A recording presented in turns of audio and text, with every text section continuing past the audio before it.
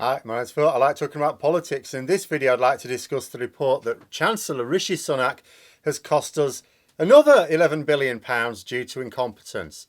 Not even corruption this time.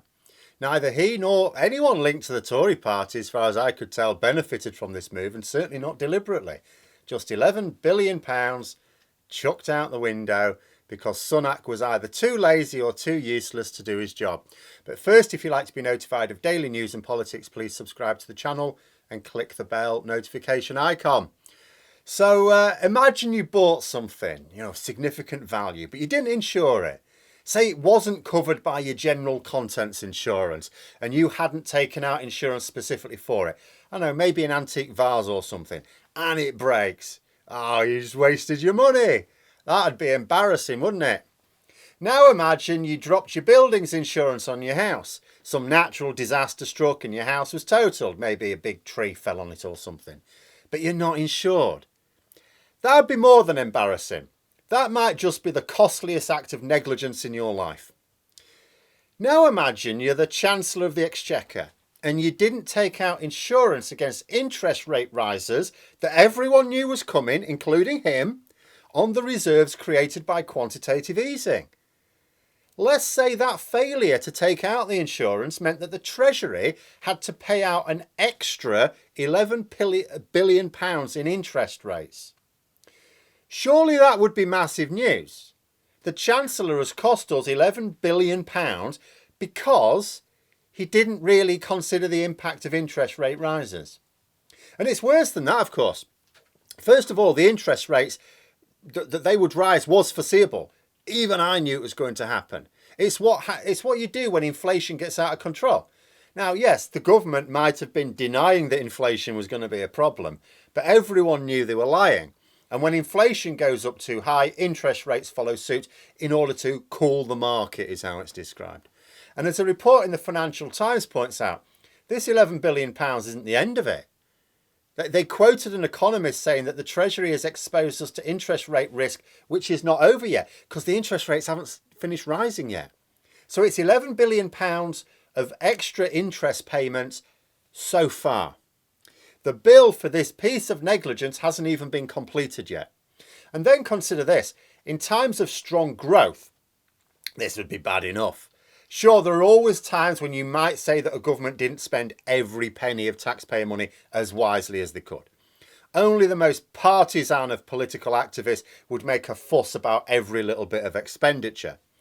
But usually, even when some spending either wasn't considered the best value or objectively wasn't the best value, there was some thinking behind it. It might not be the best intentioned thinking. For example, the billions of pounds of furlough fraud that Sunak refuses to chase down, or the billions of pounds spent on the VIP lane of dodgy Tory backers who didn't produce the goods. There's thinking behind that. The thinking is that some of that fraud is carried out by their members and donors, so they're going to leave it alone.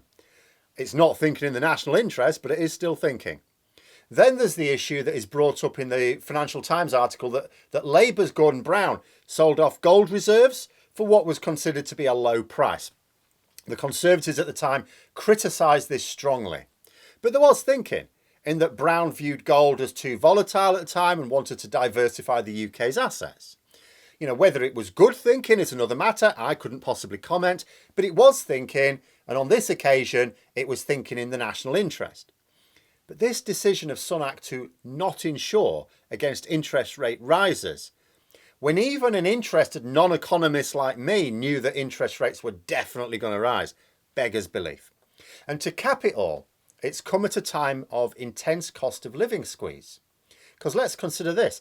There are 14.5 million people in poverty in the UK, children and adults, which is an outrageous figure in itself, one of the world's richest countries, because that's nearly a quarter of people in this country are in poverty. It's an absolute disgrace. But it is what it is. What could be done with that £11 billion for them? Well, if that 11 billion quid had been saved and divided amongst those in poverty to help them out right now, it would work out at just over £750 each. And that's per person in poverty. Now, when you consider that some households will have multiple people in poverty, you might have 2 parents and 2 kids, all of them in poverty. That's 3 grand. You know, you could certainly find households that will get at least a couple of extra £1,000 to help with the cost of living crisis that they're facing. Imagine how much good that could do. But the Chancellor's just pissed it away. Not by spending it on something else, not even by letting rich Tory donors pocket it, but just because. I don't actually know why. It was reported that Sunak himself talked of the risks of higher interest rates to come last year. So he wasn't just sticking his head in the sand. It wasn't like he just didn't consider it. He didn't, a more competent Chancellor should have thought about it. No. He knew interest rates were going to rise. And the article also makes clear that the Treasury was advised to insure against that risk. What it doesn't explain is why Sunak did not take that advice. And although you don't need to be Nostradamus to predict that opposition MPs are going to be asking questions in Parliament next week about this very thing, what we're not going to get is an honest answer or even a credible answer as to why the Treasury did not insure against this risk. So I will continue to be in the dark. But what it means is, yet again, the Tories do not get to claim that they're doing all they can to help people. Just over £4 billion of furlough fraud that Sunak is refusing to chase up. It's even worse for money wasted on PPE contracts to unsuitable individuals and companies. Almost £9 billion completely wasted there, stuff we didn't get. And the real figure may be higher because some of the PPE that arrived and the government claimed for was still not suitable. They left it just to rot, basically, not used. But the government sort of claimed, oh yeah, we've got it, it's this PPE. So, and then there's a £37 billion budget for a test and trace system that didn't work and didn't even help. According to a parliamentary investigation, didn't even help. So completely wasted, every penny of it.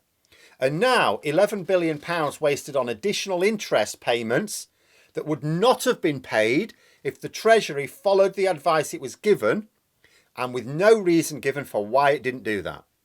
That's over £60 billion wasted, clearly wasted, by a Chancellor who is the richest MP to have ever sat in the House of Commons. And as people are pointing out, seems to be quite good at looking after his own money, absolutely shocking with ours. £60 billion completely wasted. And I mean wasted. As I've said, I'm not talking about money that I think could have been better spent. I'm not talking about, for example, this ridiculous waste of money on their Rwanda scheme or anything like that.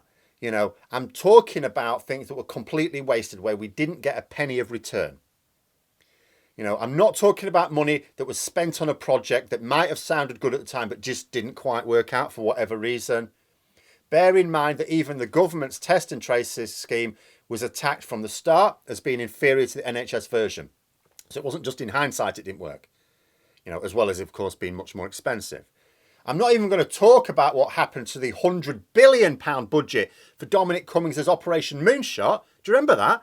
£100 billion budget.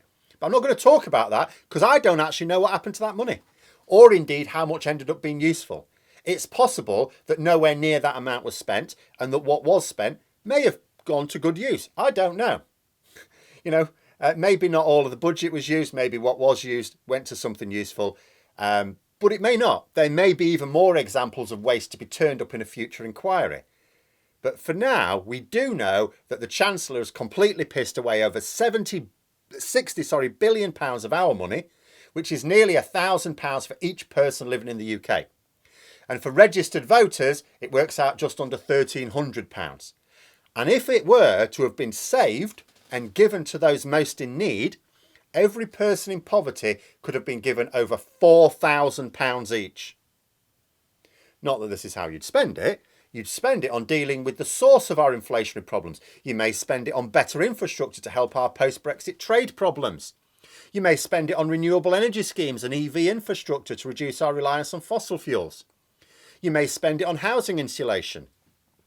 You'd be boosting jobs growth with this sort of spending, as well as putting in place infrastructure that will still be there in the future. Consider the good that could have done to individuals as well as whole communities and the economy in general.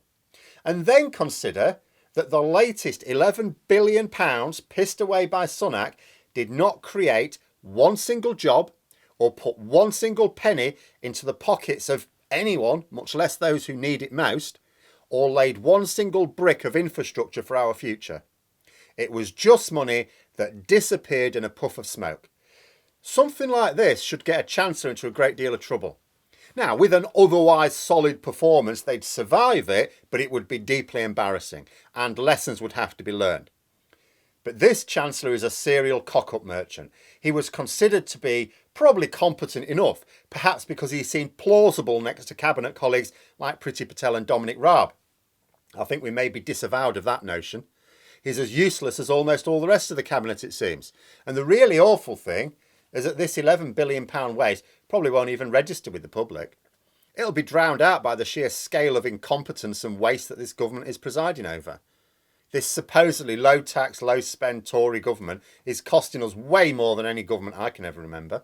And we're not even getting anything built. It's not like they're spending it all on the future, on infrastructure, on decarbonising, or anything like that. No.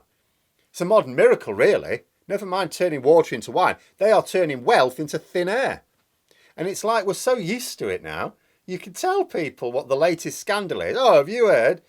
Rishi Sunak's pissed away another 11 billion quid. They'll shrug their shoulders. Oh, another one? Oh. But those are my thoughts. Let me know yours in the comments below. Hope you found the video interesting. If you did, please click the like button. If you'd like to support the channel further, the join button for memberships. And until next time, I'll see you later.